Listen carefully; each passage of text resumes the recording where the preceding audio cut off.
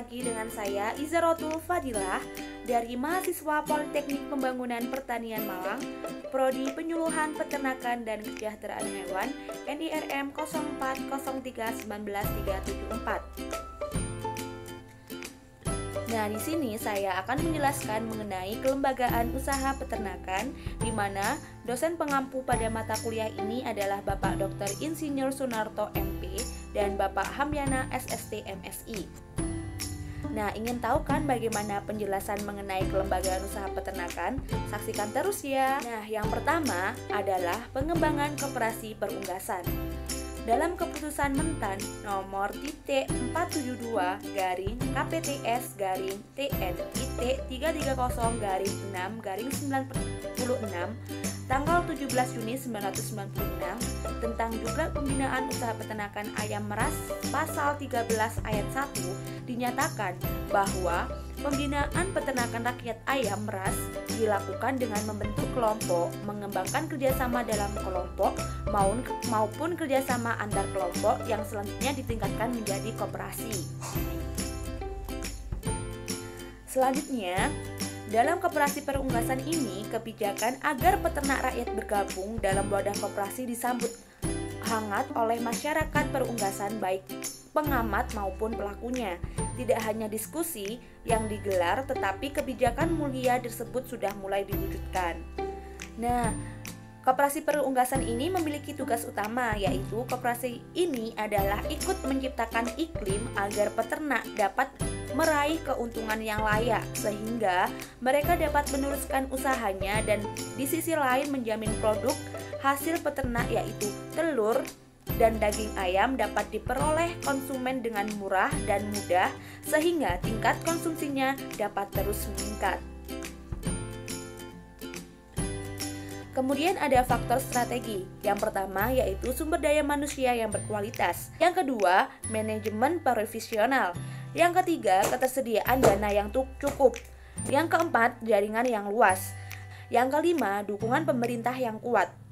Kemudian perbedaan koperasi tradisional dan koperasi generasi baru. Nah, untuk perbedaan koperasi tradisional dan koperasi generasi baru dapat dilihat pada PPT tersebut ya. Mulai dari transaksi pemasaran pelanggan, kemudian distribusi keuntungan pemodal, kewajiban investasi pemilik, dan juga hak suara anggota. Nah, untuk selanjutnya yaitu agribisnis peternakan dengan pola kemitraan. Menurut Sukirno 1994, kemunduran peranan sektor pertanian dalam perekonomian disebabkan oleh dua faktor, yaitu perkembangan permintaan yang lambat dan kemajuan teknologi di sektor pertanian yang memungkinkan pertambahan produktivitas yang tinggi. Kemudian persaingan global. Komoditas pertanian merupakan satu-satunya komoditas industri yang selama ini berada pada struktur pasar persaingan sempurna atau perfect competition. Nah, yang antara lain berciri terdapat banyak produsen, yaitu petani dan konsumen, kemudian sumber daya, tenaga kerja, modal lahan, dan teknologi dengan mudah beralih pada usaha yang lebih menguntungkan. Kemudian komoditas pertanian memiliki kesamaan bentuk dan kualitas. Kemudian produsen memiliki akses yang sama terhadap teknologi dan produsen mudah keluar masuk dalam industri. Kemudian kemitraan usaha pertanian. Kemitraan usaha pertanian dapat dilakukan dengan 5 pola, yaitu pola inti plasma, subkontrak, dagang umum, keagenan, dan kerjasama operasional agribisnis atau KOA.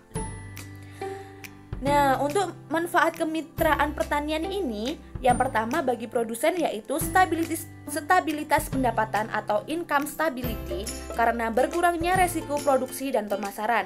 Yang kedua, peningkatan efisiensi atau improve efisiensi melalui bimbingan teknis, manajemen, pengaturan pasar, dan akses teknologi. Kemudian ada keamanan pasar yaitu market security yang berkaitan dengan grade dan standar produk yang dihasilkan. Dan yang terakhir, manfaat kemitraan pertanian adalah akses terhadap kapital atau access to capital. Lebih mudah karena sebagian sarana produksi dipenuhi oleh kontraktor sehingga dapat memperbesar skala usahanya. Yang selanjutnya yaitu manfaat kemitraan pertanian bagi perusahaan. Terjadinya stabilitas produksi yang menjamin kontinuitas supply. Kemudian yang kedua, meningkatkan efisiensi dan kinerja perusahaan baik tenaga kerja maupun permodalan. Selanjutnya, menyitakan perluasan pasar dan memperkuat posisi persaingan pasar. Dan yang terakhir, memperluas kesempatan melakukan ekspansi dan diversifikasi operasional perusahaan. Untuk selanjutnya yaitu analisis usaha kemitraan. Jika pada tahun 1997 struktur pelaku agribisnis perunggasan 30% kemitraan dan 70% usaha mandiri, pada tahun 1999 struktur ini berubah menjadi 80% kemitraan dan 20% usaha mandiri menurut SAIN tahun 2020. Kemudian kemitraan agribisnis ayam pedaging di Amerika Serikat. Saat ini 90% usaha ayam pedaging dijalankan dengan sistem kontrak produksi, sedangkan sisanya dilakukan oleh perusahaan integrator yang memiliki semua fasilitas produksi. Nah, untuk macam-macam kontrak, yang pertama ada laporan keuangan terbuka atau open account, kemudian ada harga garansi atau guaranteed price, dan ada imbalan tetap atau flat fee, kemudian ada kontrak bagian yaitu share kontrak, kemudian ada konversi pakan dan kombinasi. Untuk penjelasannya silahkan dibaca pada PPT tersebut. Yang selanjutnya yaitu serba-serbi kemitraan usaha ayam ras. Terbukti masih banyak komentar, diskusi, seminar, wawancara, dan penelitian dilakukan untuk merencanakan, mengevaluasi, dan membuat konsep pola kemitraan yang ideal bagi pembangunan usaha peternakan ayam ras di tanah air. Nah, untuk petunjuk teknisnya, yaitu pelaksanaan kemitraan ditempuh dalam 6 langkah. Yang pertama, menghitung permintaan penawaran DOC untuk keperluan budaya ternak. 2. Menetapkan daerah-daerah sentra produksi ayam ras. 3. Produsen saprona tidak akan mengadakan penyaluran saprona kepada perusahaan perdagangan saprona yang tidak melakukan kemitraan. Yang keempat, perusahaan peternakan dan perusahaan di bidang peternakan akan menyiapkan sarana pengolahan sesuai pasal 9 ayat 1 dan 2 SK Mentan 472/1996. Pelaksanaan pengawasan kemitraan menggunakan dana pemerintah dan dana lain dari industri peternakan. Dan yang terakhir, saksi bagi pelanggaran ketentuan SK Mentan nomor 472/1996 dilaksanakan sesuai ketentuan yang ada.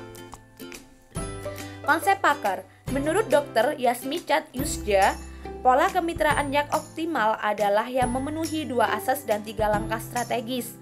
2 asas pokok tersebut adalah 1. Memanfaatkan keunggulan komparatif, kemudian menciptakan produksi dengan memanfaatkan keunggulan kompetitif dan mutu barang yang dihasilkan memenuhi mutu dan selera konsumen. Kiprah inti dengan atau tanpa memperhatikan konsep-konsep ideal dari para pakar, sebenarnya telah cukup banyak perusahaan peternakan dan perusahaan di bidang peternakan yang mempunyai kepedulian sosial membantu meningkatkan kesejahteraan peternak rakyat. Dan yang terakhir yaitu evaluasi lapangan.